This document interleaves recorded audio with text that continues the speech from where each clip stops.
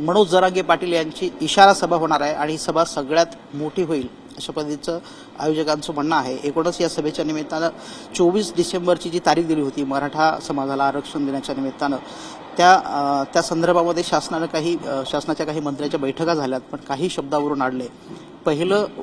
दुसरं जे उपोषण होतं मनोज जरांगे पाटील यांचं ते सोडवण्यामध्ये आमदार बच्चू कडू स्वतः तिकडे उपस्थित होते, त्यांनी मध्यस्थीची भूमिका बजावली होती, ते स्वतः आपल्यासोबत आहेत।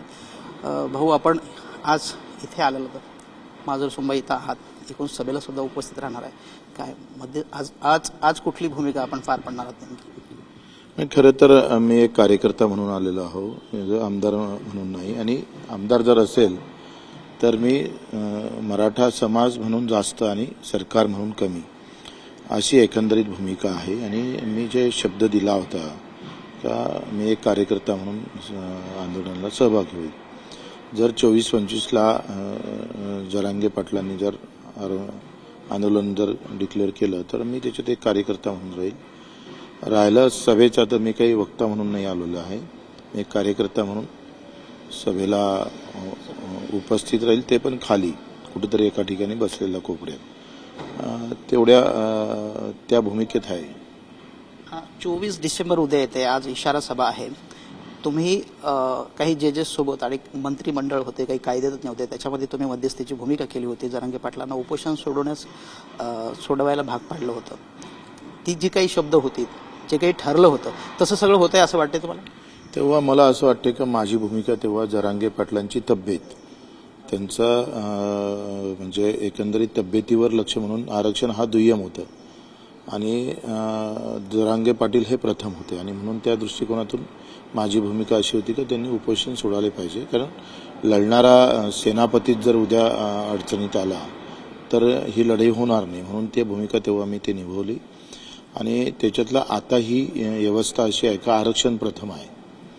आरक्षण समाजासाठी जे काही त्यांनी भूमिका घेतली त्यामध्ये तीळमात्र सुद्धा समाजाप्रती वाईट भावना जाऊ नये जरांगे पाटलाप्रती, त्याची भूमिका जरांगे पाटील घेणार। आणि आता ही शक्तीपेक्षा युक्तीची लढाई आहे, शब्दाची लढाई राहिलेली आहे। काही शब्द कसे आले पाहिजे आणि काही युक्ती घेऊन कशा पद्धतीनं आखरी आंदोलनात यश असं असतं का आंदोलन व्हायच्या पूर्वी जर ते यश आलं तर त्याला मोठ्या पद्धतीनं आपल्याला सरकारच्या दृष्टिकोनातून चांगलं आहे, समाजाच्या दृष्टिकोनातून आणि इतर लोकांच्या दृष्टिकोनातून ते फार महत्त्वाचं आहे। तर त्या भूमिका कशा पद्धतीनं आपल्याला निभवता येईल ते फार महत्त्वाचं आहे। आणि मला असं वाटते का आता याच्यामध्ये प्रचंड शक्ती पाठीमागं जरांगे पाटलांच्या पाठीमागं उभी आहे।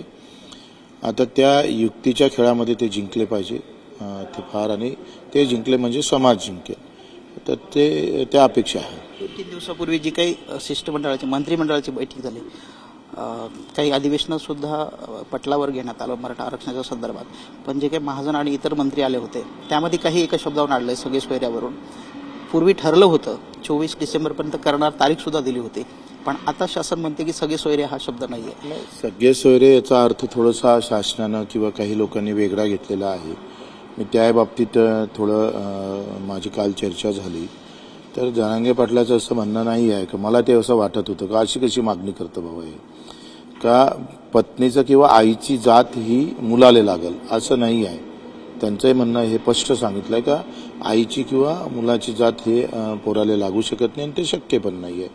आता नातेवाईक म्हणजे कोण आणि कोणाला ते प्रमाणपत्र दिलं पाहिजे याचं खरं तर एवढं ते शिल्लक राहिलेली गोष्ट आहे। चर्चा अंतिम मला वाटतं त्याच्यातून तोडगा निघू शकतं, सरकारनं जर सकारात्मक दाखवलं आणि कोणाचं बर्डन जर नसलं तर मला वाटतं एक चांगला मार्ग याच्यातून निघू शकतो।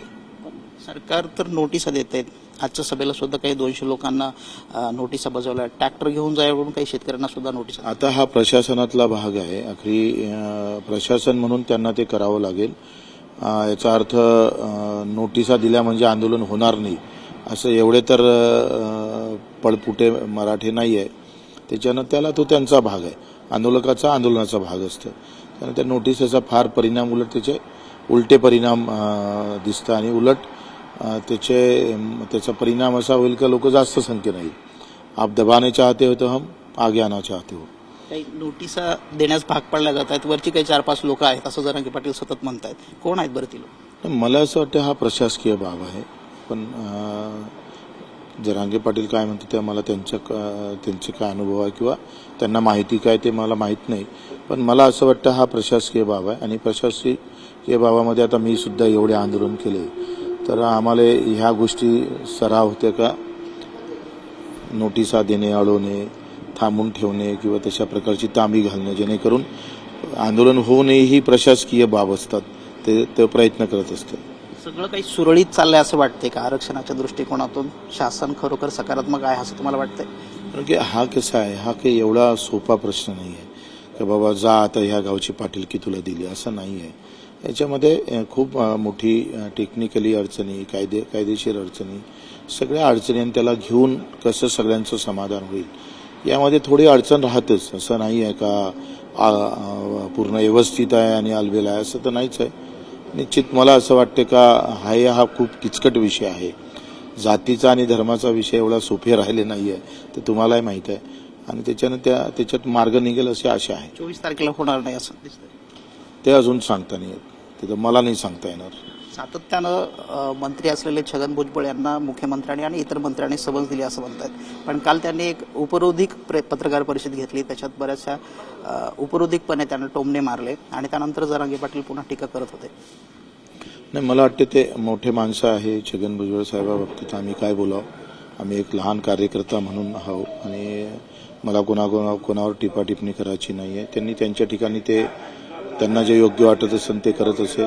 जरांगे पाटील त्यांना योग्य वाटेल ते बोलत असेल.